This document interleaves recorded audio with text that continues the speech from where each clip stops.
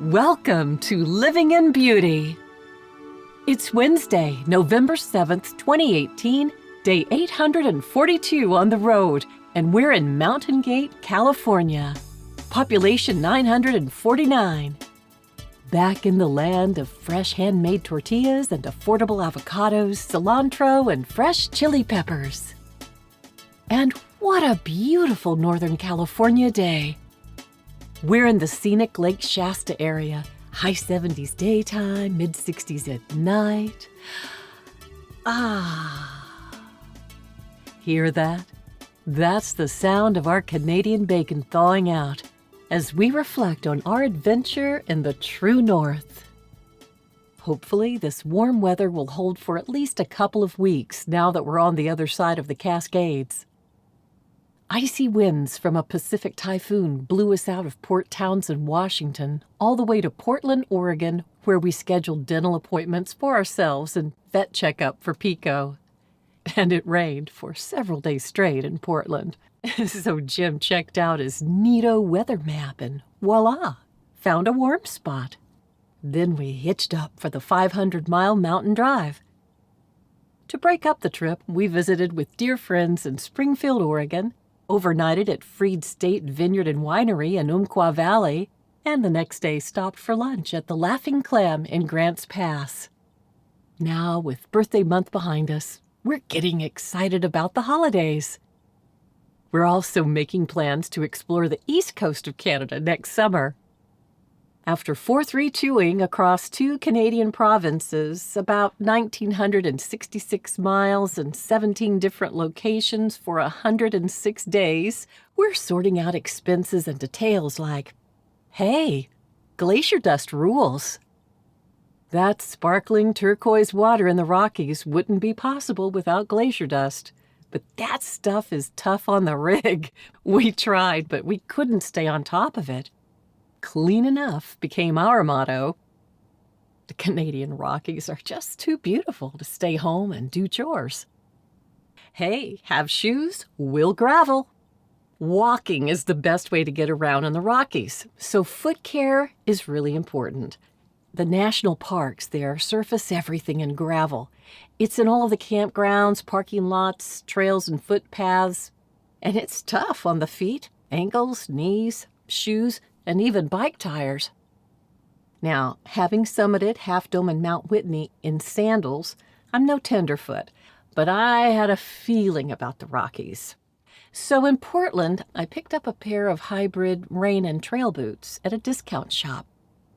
They kept my feet dry and comfortable, and I never turned an ankle or tweaked a knee or got a blister. I wore layered socks, thin silk toe socks, under thin microfiber wicking socks, under thick alpaca socks. Worked like a charm. And home cooking got us through. By and large, we made our own meals. The national parks have the usual small tourist markets with minimal options for a maximum price. So on the way between destinations, we stocked up at farmers markets and roadside produce stands, acquiring local specialties like Saskatoon jam, Tabor corn, Bing cherries, honey, tender fresh organic greens, smoked fish, summer savory, the local wild rice, seeded mustards, and the pride of Alberta, an occasional steak. And even with 4 months, there was too much to see. We tried our best to schedule it all in, but things happen. We missed the Stampede breakfast, the Beauty Creek Trail hike, Whistler Blackcomb, and Ainsworth Hot Springs. It rained the day we planned the Banff gondola, and Jasper was under smoke the whole time we were there. But missing stuff is a great reason to go back and try again. Oh, and yes, it's true. The politeness is catching. As a Californian, I certainly don't want to resort to cultural stereotypes, and who knows how long Canadians can manage to keep it up. But except for hockey games, we found Canadians to be considerate, polite, and hospitable. The mood changed instantly at the border crossing. Without that constant barrage of human-on-human stress signals, we were able to disengage our American reflex for hypervigilance and my personal coping strategy of hyper-friendliness and just took a break for 4 refreshing months. Citizens are even nice behind the wheel. Long delays for trains made some drivers a bit jumpy, but in our experience, it was still easier to cross the street during rush hour in Vancouver than in big American cities. Everyone just seemed to be looking out for each other. Now, liquor and tobacco stores are hard to find. We quickly learned that liquor is not sold at Costco, and Canadian Costco only accepts MasterCard instead of Visa, so we had to shop with cash. Next time we go to Canada, we'll research early to find out which credit card Costco accepts.